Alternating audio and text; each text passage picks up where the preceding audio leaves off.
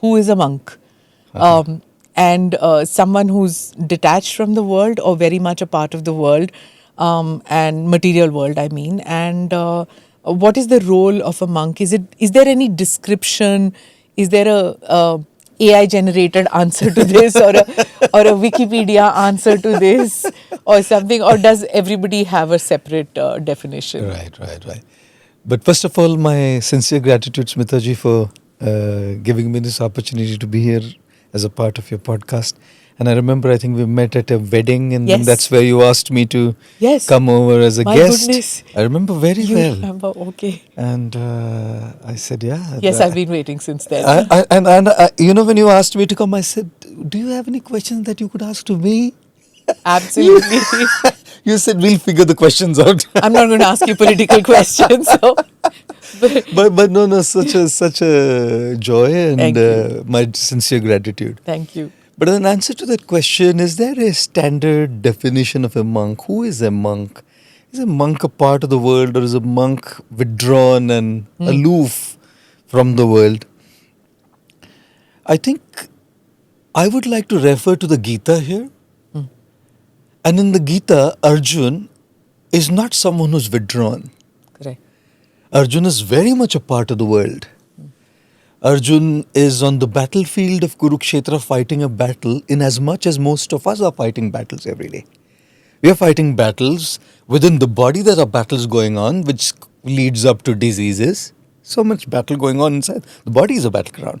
Within the mind, there's a lot of battles going on. At our workplace, there's a lot of battles going on. In our life, there are a lot of battles going on. So I think Kurukshetra is not just a battlefield. Life is a battlefield. But Arjun is not a monk. He's not a sadhu, guru. Maybe Dronacharya is one, or Bhishma Pitama in some respect. Yeah, I'm coming to that. Okay. So Arjun, being a part of the battlefield, apparently is not a monk, like you very rightly pointed out. You could probably refer to Bhishma, who was like a celibate, as a monk. But Arjun, no, he had a family, he had wives, he had responsibilities, he had power.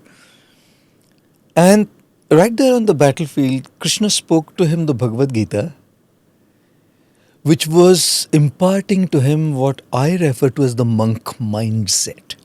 Okay. Monkhood is less about externals. Monkhood is a lot about internal principles and mindsets. If somebody cracks that mindset, if someone masters that mindset, you could be in a boardroom leading a company and be a monk. Okay. And somebody who hasn't cracked that mindset could be wearing these clothes and not be a monk.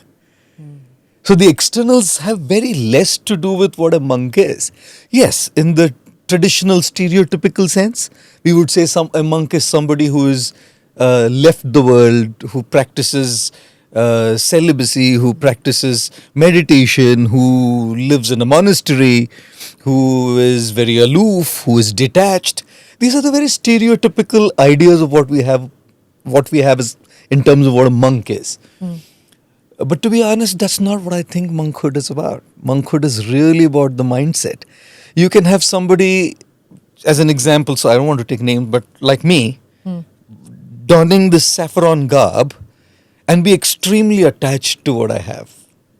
And you could have somebody who is a business honko and be extremely detached and adding tremendous value to the society by contributing from what he or she has. You know? Now, where is detachment then? Okay. You know? So monkhood means detachment. Does detachment giving everything up? No. Detachment means a mindset. Okay. So sometimes you could be in the world and be detached, and sometimes you could be out of the world and be extremely attached. Of course.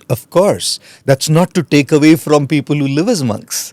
That's not to dismiss what they practice in their lives. The point being, monkhood is for everybody. For some in an external sense, for everybody in an internal sense. Imagine if we could control our minds. Like a lot of times we lose our tempers, you know.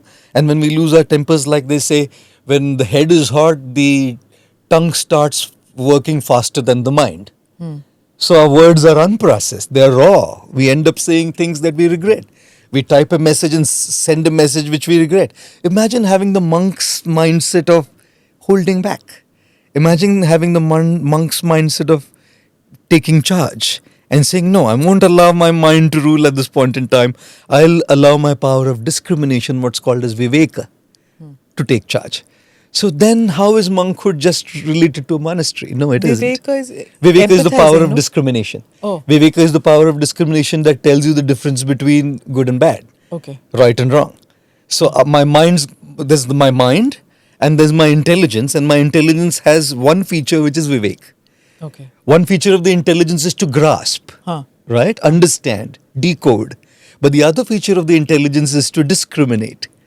So I had a bad experience with somebody. My intelligence, my viveka tells me, don't go back to that person. I had a great experience with somebody. My viveka tells me, oh, hang out with him.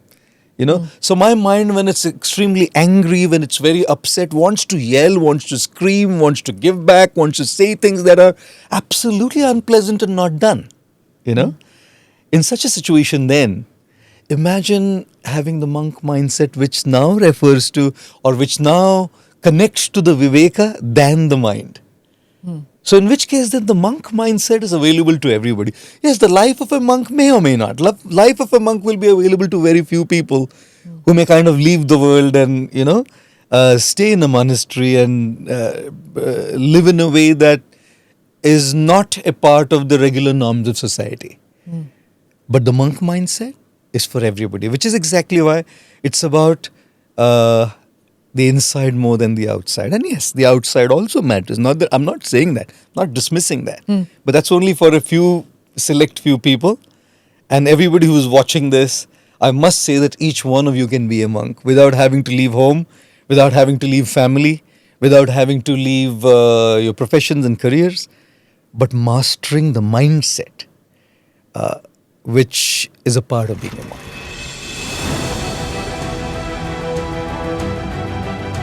Namaste, Jai Hind. You're watching ANI podcast with Smita Prakash. अगर हम उसको मस्जिद कहेंगे तो फिर विवाद होगा. The issue is टूटा है क्या भारत? 400 पार का मतलब ये है कि संविधान खतरे में है. क्या हम लोग ये निर्देश देते हैं कि फला को गिरफ्तार करके जेल डाल दो? वही तो कह रहे हैं सब. ये बेबुनियाद निराधार आरोप. सच्चा सुनना चाहो देखो स्मिता प्रकाश ANI. It does not lie.